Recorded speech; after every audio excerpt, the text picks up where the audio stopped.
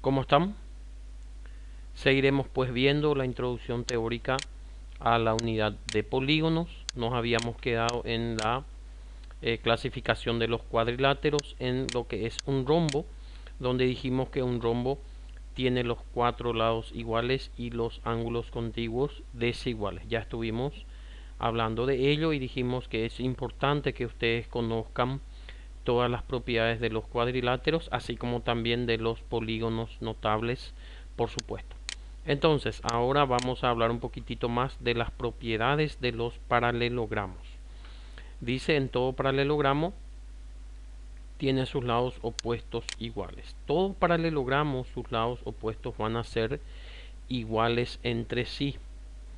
Ustedes deben recordar, por ejemplo, de que un rectángulo es también paralelogramo, un cuadrado es paralelogramo, etcétera. ¿Por qué? Porque para que sea paralelogramo, nada más los lados opuestos entre sí deben ser paralelos. Es decir, que estas propiedades que se aplican para paralelogramos, por ejemplo, también se aplican en los rectángulos, también se aplican en los cuadrados, en los rombos, etcétera. Todo paralelogramo tiene sus ángulos opuestos iguales. O sea, este ángulo siempre va a ser igual con este y este con este ángulo opuesto.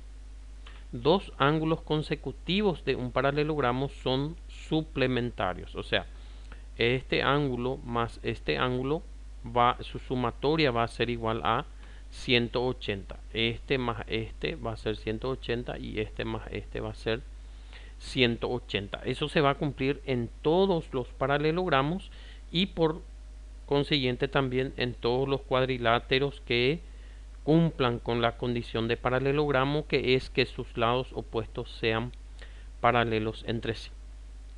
Y por último nos dice que en todo paralelogramo las diagonales se dividen mutuamente en partes iguales. O sea, las diagonales, si trazáramos acá las diagonales de este paralelogramo, se interceptan en sus puntos medios. Entonces eso también vale para el rectángulo, vuelvo a repetir, para el rombo, para el cuadrado, etcétera.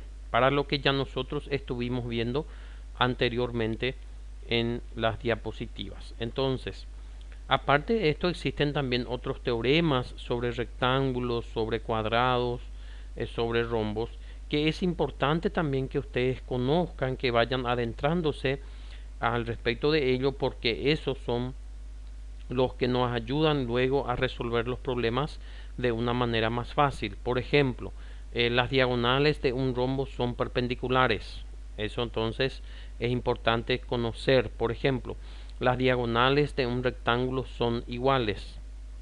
Y si en un rectángulo las diagonales son iguales, entonces por supuesto que en un cuadrado también van a ser iguales, porque todos los cuadrados son rectángulos, por ejemplo. Y ese tipo de teoremas y de propiedades hay que manejar bien, como les digo, para que ustedes puedan luego aplicarlo en la resolución de ejercicios. Nosotros acá vamos a ver a continuación lo que es un trapecio.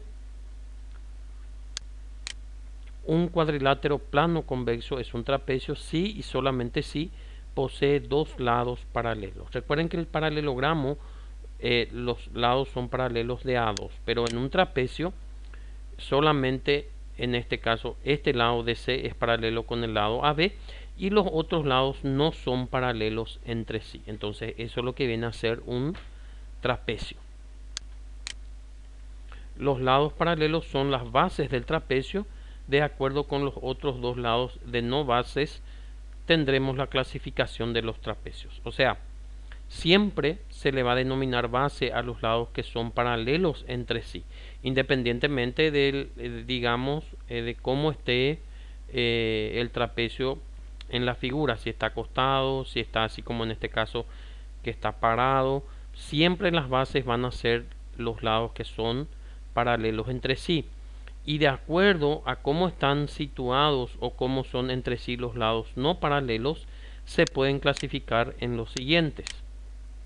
Primeramente tenemos los trapecios isósceles, donde sus lados laterales son congruentes. Entonces, en un trapecio isósceles, como ya sabemos, en todo trapecio los lados opuestos, acá las bases son paralelas entre sí, y los lados que no son paralelos, si son iguales, entonces se le llama trapecio isósceles, similar a lo que se le llama a un triángulo isósceles también, ¿verdad? Que tiene dos de sus lados iguales.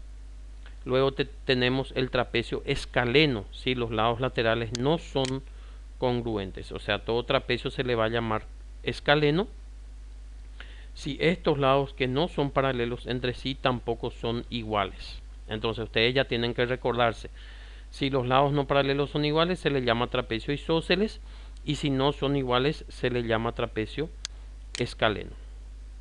Luego tenemos la clasificación de los trapecios. Tenemos el trapecio rectángulo. Es un trapecio que tiene dos ángulos rectos. O sea, estos lados por supuesto son paralelos entre sí, y este lado que no es paralelo al otro es perpendicular a las bases. Eso es lo que viene a ser un trapecio rectángulo. Como dice acá, tiene dos ángulos rectos, es decir, iguales a 90 grados.